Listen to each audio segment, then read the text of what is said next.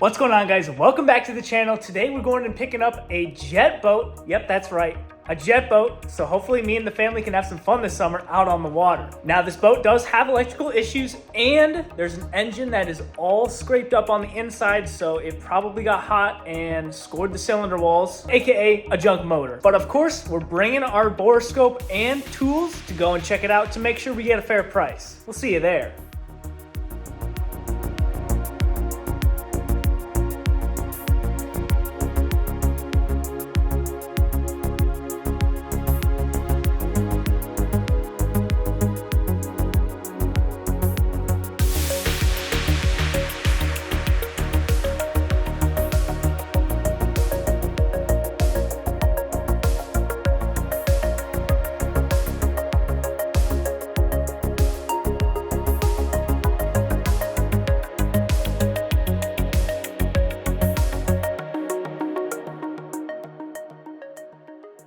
Well, this was a beautiful purchase. We found an engine for the Yamaha boat, but first I'm bringing my borescope and a spark plug socket so I can scope those cylinders, make sure I'm not getting scammed. Now off to go and find an engine.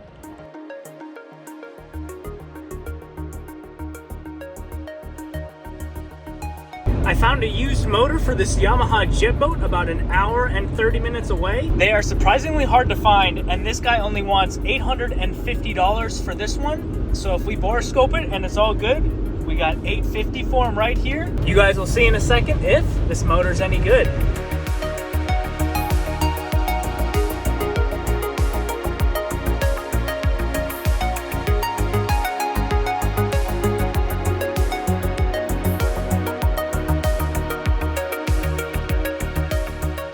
Cylinders look good. Now we're gonna pick it up.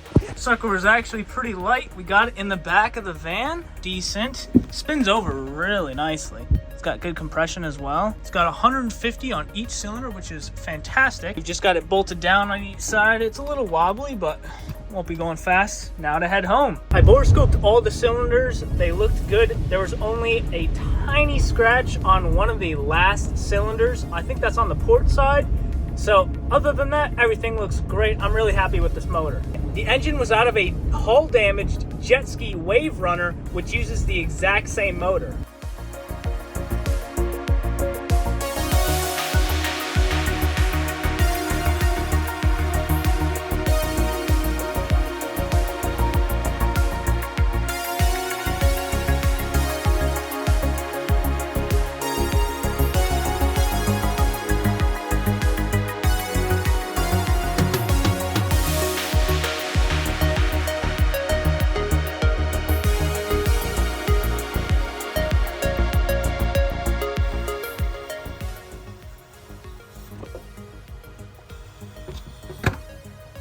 Great compression. This thing looks a little crusty, but it is super nice. I'm guessing this is the drive shaft, and just turning this over, there's a ton of compression.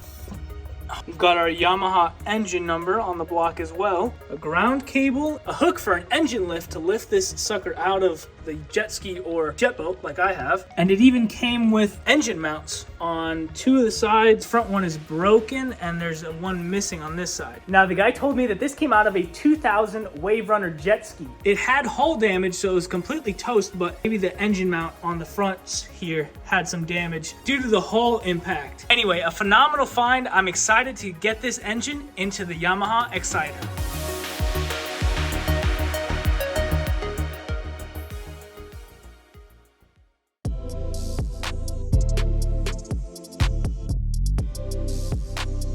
The garage is open. Time to bring the boat in.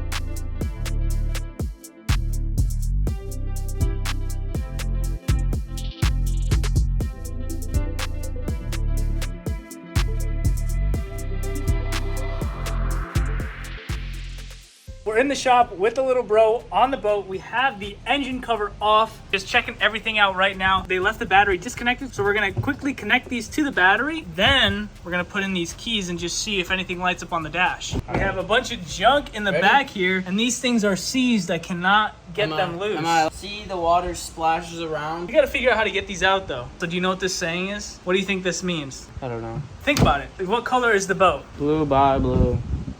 Blue by you.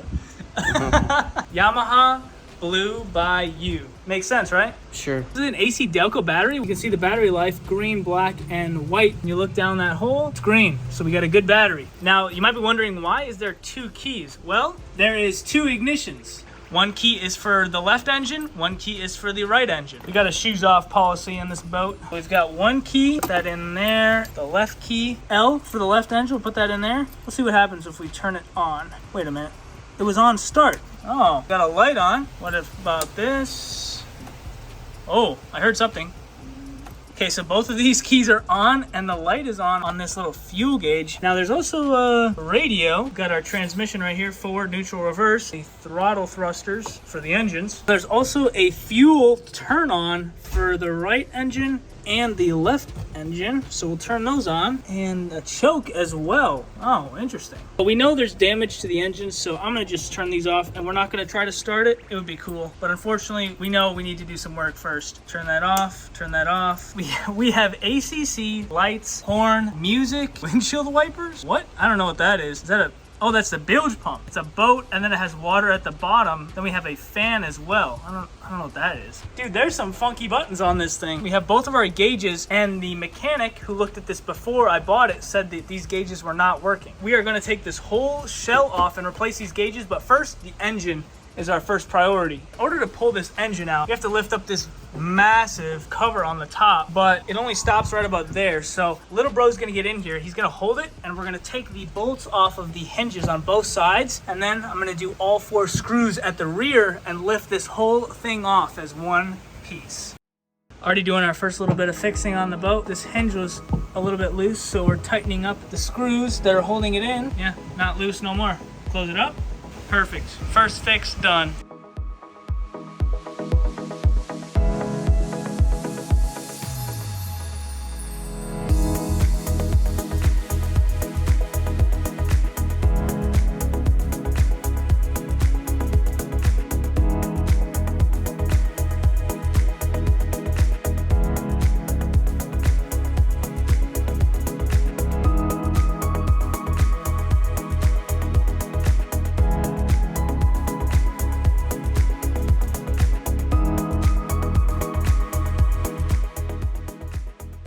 Right here we have our oil container, which on these older boats injects oil directly into the carburetor, lubing the cylinder, which is definitely an older design, and obviously no one uses that anymore. Now with the back hatch off, we have way more room to access all of the engine stuff. But I also noticed, look at what's in the engine. That is a pool of oil down there underneath both of the engines, so we're gonna have to clean that out, unfortunately. I'm going to disassemble the damaged engine inside of this boat, figure out how everything goes, because I didn't find very many videos online. And once we're able to get all of that stuff off and cleaned up, I'll be able to install our new motor, which is in good condition, and hopefully we can start it up.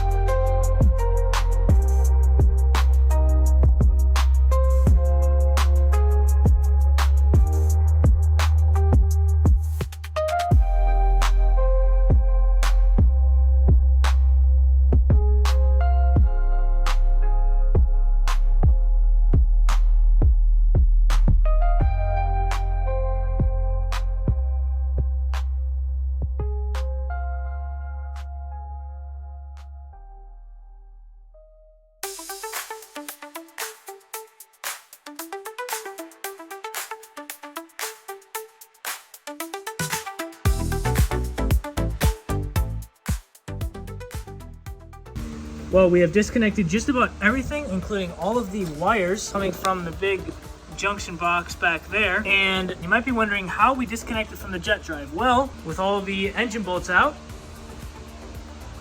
you just slide it back and it is able to be lifted out of here.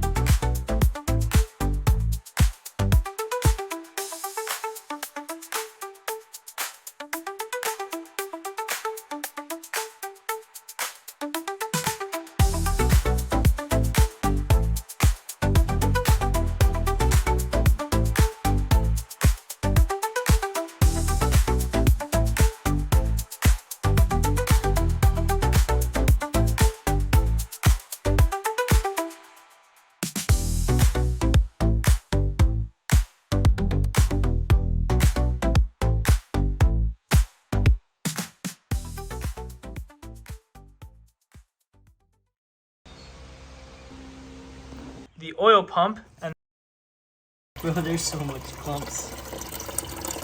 That is so disgusting.